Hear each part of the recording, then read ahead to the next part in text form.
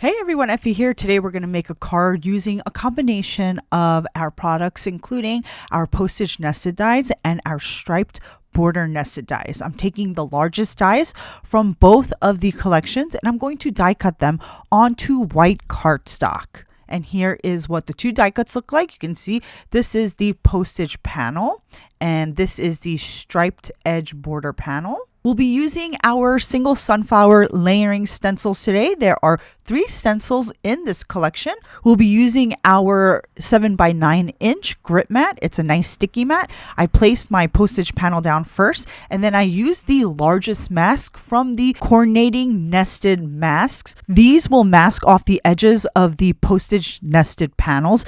The masks are available separately. So after I placed the largest mask down over the postage panel, I placed stencil 1 down. I masked off the lower portion of stencil 1, which is the leaf portion.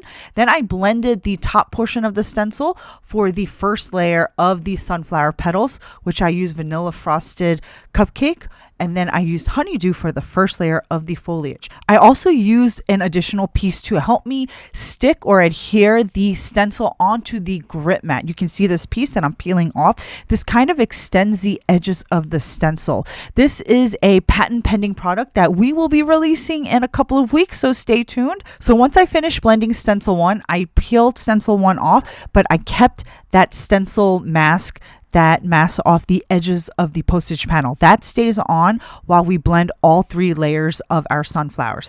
I placed down stencil 2. Oh, I forgot to mention earlier that we're also using our corner guides, which you see along the lower 2 corners of the stencil that are on the grit mat. These corner alignment guides are also patent pending. So I masked off the lower portion of stencil 2, blended the second layer of the petals with our Beach Blondie ink, and then I took off stencil 2, shifted it upwards, and then I'll blend our found Topaz.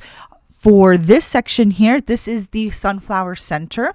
I went darker around the edges, and then I also pounced inside the center to give it a little bit of texture. I used long pieces of white cardstock just to mask off the top and lower portion of the areas that I'm blending so that I don't accidentally add this color to any of the open areas of the stencil. So once I finished with stencil 2, I peeled that off and then I put down stencil 3 right inside our patent pending corner alignment guides. There are also 2 elements on stencil 3. You have the 3rd layer of the petals and then the 2nd layer of the foliage. Before I began blending, I just used our patent pending edge extending piece to help secure that stencil onto the grit mat.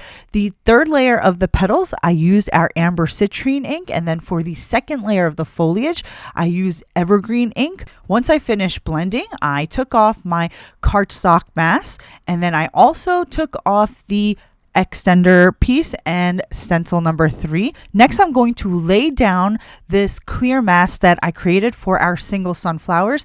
Now, this is created out of acetate. It is available separately. It's a nice tight mask.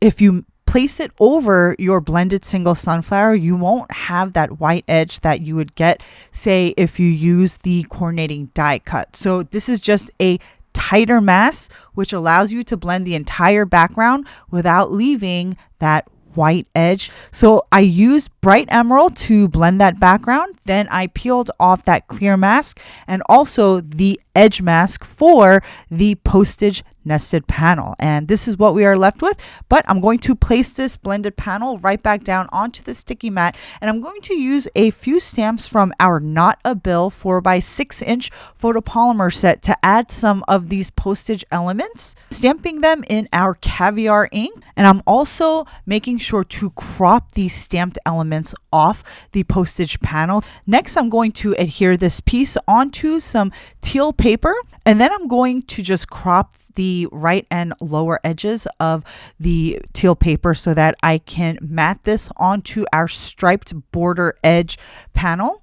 Then we're going to add our sentiment. This Cheers to You die cut is from our Daily Script Greetings stamp set. I gold heat embossed the sentiment and then I die cut it with the coordinating dies available separately. I did all of that off camera, but I adhered the Cheers to You sentiment onto the card, and now my project is complete. I hope you guys enjoyed today's card. Thanks for watching, guys. I'll see you next time.